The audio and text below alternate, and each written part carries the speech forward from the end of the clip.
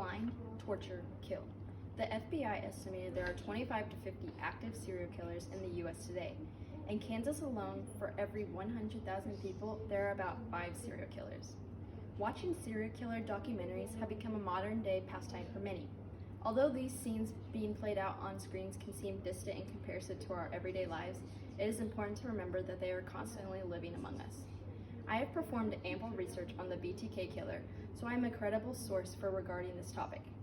The BTK killer did not portray a serial killer, but behind the scenes, he blinded people, tortured them, and ultimately killed his victims, and is now serving life in prison. Are there specific signs that someone could look for in identifying a serial killer? Let's look into characteristics and traits that are commonly found in these circumstances. Was BTK born with these circumstances? Did he always have serial killer tendencies? We will dive into the man behind the BTK name and what led him to his life of crime. What made the BTK killer avoid the law for such a significant amount of time? What caused his inevitable demise? Looking into the BTK final year of freedom and the mistake that brought him to justice. Why are serial killers so fascinating? What caused the boom of interest in such criminals? The place we naturally start is examining the meaning behind the term serial killer. Serial killers are identified when several victims are murdered at the same time and same place. According to the Britannica Academic, several killings happen when unlawful homicides of at least 2 people happen at separate times. The FBI originally stated that there are at least 4 events that take place at different locations. According to Britannica Academic, after extensive research about the true definition, the United States Department of Justice described a serial killer as someone who kills at least 2 people over a period of time. There are many characteristics that make up a serial killer. A lot of serial killers stalk their prey before acting. They're usually motivated by seeking a thrill, anger being projected or embodied, or even financial gain. Examining serial killers acquire their victims by 3 things: availability, vulnerability, and desirability. Availability is characterized by the lifestyle of the person, whether they are what they have to do during life. Vulnerability, for example, is whether the victim is more vulnerable walking alone or walking with a large dog. Desirability is whether the victim is attractive or fits the appeal of the offender. There are many characteristics that make up a serial killer. Over 90% of all serial killers are men. Often serial killers suffer from antisocial personality disorder. Some symptoms of this disorder are sense of superiority, frequent aggression, impulsivity, and many others. Another characteristic of serial killers is that they are generally insecure people. Some kill because of fear of rejection, which typically comes from their childhood past. After discussing the general overview of the characteristics that point out a serial killer, let's apply the criteria to our subject, Dennis Rader. Dennis Rader was active between 1974 and 1991. He coined the name BTK Killer. Upon first glance, Rader's physical appearance was one of a family man who served his community. In the 60s, Rader served in the U.S. Air Force. When returning in the 70s, he got married and had 2 kids. According to biography.com, Dennis Rader was a family man, government worker, and church leader by day. Rader also worked with the local Boy Scout group guiding young children. He graduated from Wichita State in '79 and began working at a home security company. Later in '91, he transitioned into a role as a compliance officer. The BTK killer killed a total of 10 people. Rader's first murder, which took place in January 15, 1974, involved 4 members of the same family.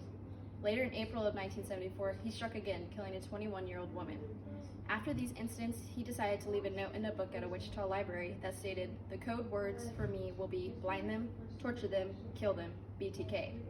Over the next 20 years, Rader would kill 5 women. Following the death in 1977, Rader would become angry for the lack of attention from the media. He then wrote a letter to the local news asking, "How many people do I have to kill before I get the name in the paper or some national attention?" His last murder was in 1991 of a 62-year-old woman. In 2004, the local paper wrote something that stated the killer was either dead or in prison.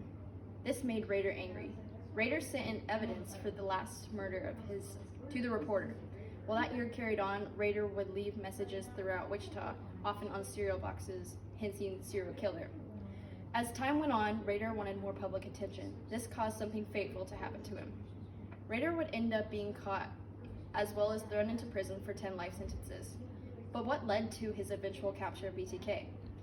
In January of 2005, Rader sent in a note asking if the police could trace a floppy disk. The law enforcement informed him that it wouldn't be able to be traced, so Rader sent one in. Unfortunately for Rader, the police could trace the floppy disk, which traced back to his church computer. He was arrested in February, pled guilty in June, and 2 months later was sentenced to 10 consecutive life sentences. Today, there are many affected people by the BTK killer, including the victims, their families, his daughter, and his wife. Carrie Rawson, Dennis Rader's daughter, was deeply affected by her dad being a serial killer. When Rawson found out she was the daughter of a serial killer, she was in shock. In an interview with ABC News, she stated, "The agent was asking me questions about my dad, about dates and things, and I was trying to almost alibi my father. I was like, my father's a good guy." The BTK killer, who is now 76 years old, is locked up in solitary confinement at El Dorado Correctional Facility in Butler County, Kansas. He is only allowed to leave his cell 1 hour per day, 5 days a week. In conclusion, we specified characteristics that make up a serial killer. We took those characteristics and applied them to Dennis Rader. We described BTK as a killer and a civilian, ending with his criminal timeline and his capture. As you may remember, the BTK killer did not look like a killer in his home life, but he still killed many people and is now in prison. In a quote from the BTK killer, "When this monster entered my brain, I will never know, but it is here to stay. Society can be thankful that there are ways for people like me to relieve myself at time-by-day dreams of some victims being tortured and being mine. It is a big, complicated game, my friend, of the monster play, putting victims' numbers down, following them, checking up on them, waiting in the dark, waiting. Maybe you can stop them. I can't. He has already chosen his next victim."